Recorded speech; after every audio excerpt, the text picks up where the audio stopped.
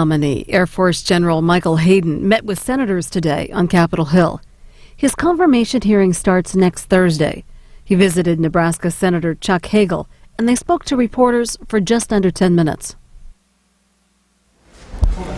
Hello, good morning. General Hayden and I just had a good conversation about the issues that are going to be addressed in the hearings next week. I look forward to General Hayden's coming before the committee. I think General Hayden does.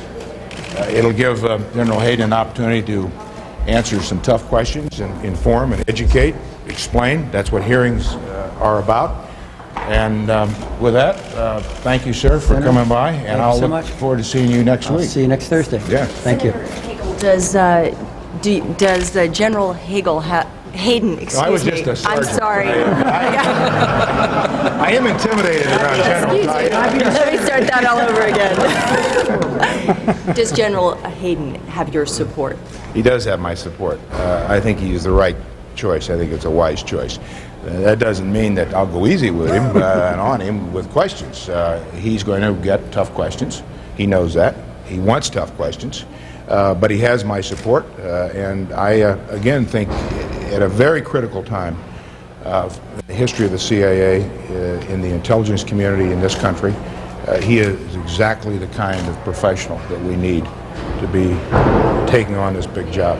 Senator, do you think with the reports yesterday of a widespread collection of call records that hearings are necessary prior to the confirmation hearings to clear up what exactly is going on?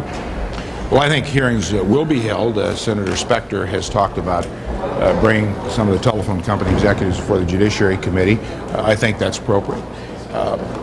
I think this issue needs to be clearly aired.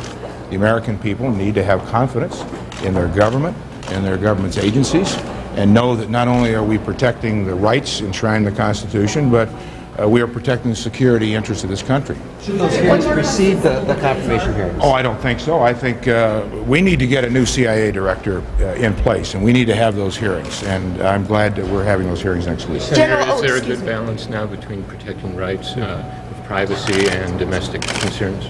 Well, those are the questions we're going to be getting into some detail with General Hayden and others during the hearings, and I don't want to get into those specific questions here. General Hayden actually has another meeting. And General, if we could just ask you, sir, what do you say to the millions of Americans who perhaps feel now that the U.S. government is spying, is listening in on their conversations? Well, I'm not going to comment on the article that appeared in USA Today yesterday.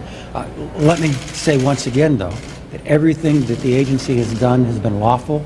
It's been briefed to the appropriate members of Congress, that the only purpose of the agency's activities is to preserve the security and the liberty of the American people. And I think we've done that. General, are you looking forward to the General? Do you think the hearings will help clear some of that up? We have to I'm go. looking forward to the hearings, JJ. Yes, I am. He's got a meeting with one of my senior colleagues, I think, and they'll never speak to me again. So thank you. Thank you, sir. Thank you, General. I'll see you next week. Thank you for coming. Some Democrats and Senator Specter to some extent have suggested that because the administration has not been forthcoming on any of these programs, that this hearing should be used as some leverage to try to get some information before the Senate acts on this confirmation. Oh, I think the administration clearly understands that there are a lot of questions up here on Capitol Hill, and this hearing for General Hayden will be used, in fact, to ask some of these tough questions, both, I suspect, in the open hearing, but especially in the closed hearing. Are you concerned about these reports, about this vast collection of call records?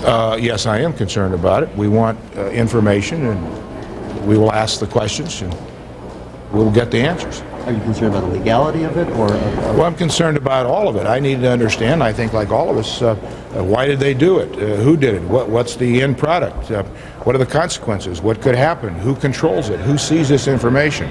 Explain to us how this, in fact, helps fight terrorism. Did the General explain any of that to you? We didn't get into the depth of that. We talked about more general issues. He's going to have many hours to explain all of this. Now that it seemed that just a few days ago, before this program was divulged, it was a question more of his independence from the military, and now it seems to have turned that on its head.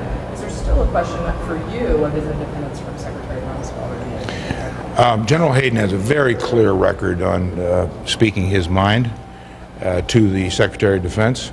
I have absolute confidence in General Hayden's independence as directed by his office and how he would serve in the interests of the Director of the Central Intelligence Agency.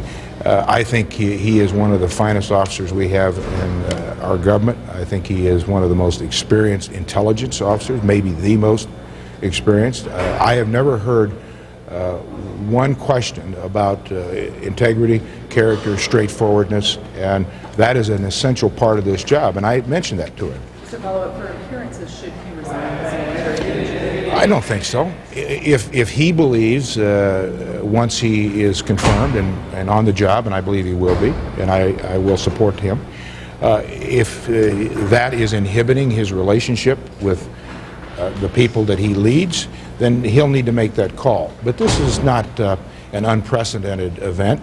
The people who he will need to lead and direct at the CIA are professionals. They will judge him not on whether he comes from a military background or whether he wears a uniform or not.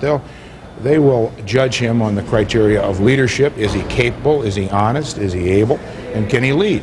And that's as it should be. So it doesn't bother me that he's an Air Force general. Senator Hagel, what is the status of the legislation that you and Senator DeWine and Senator Snowe came up with? Did he address that at all? Is he open to something, some type of what Specter calls a FISA fix at all? Ken, we didn't get into those specifics. He's well aware of that legislation. He knows my position. I told him that, and I've said this publicly, that certainly technology has put us in a new universe. The 1978 FISA law is outdated. I think we need a new framework of laws and regulations that in fact bring all this up into the 21st century. New threats, new technologies, and we need a law, a framework of regulations so that our intelligence community, our experts, can work within the legality of those new laws so that they don't have to continually be jerked around by, well, you broke this law or you didn't do this.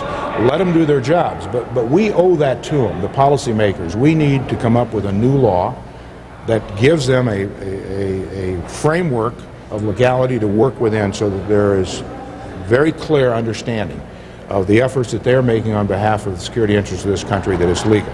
Do you think the fact that he was in charge of the NSA when these surveillance programs got going, especially this one of collecting phone records, complicates his confirmation hearings any further? Well, it's going to be a part of it. There's no question about it. He's going to have to explain what his role was to start with. Did he put that program forward? Whose idea was it? Why was it started? He knows that. He welcomes those questions. He knows that he's not going to be confirmed without answering those questions. Whether that will be a complicating factor or just a factor remains to be seen. Okay, guys. Thank you. A lot. Thanks, guys. Thank you.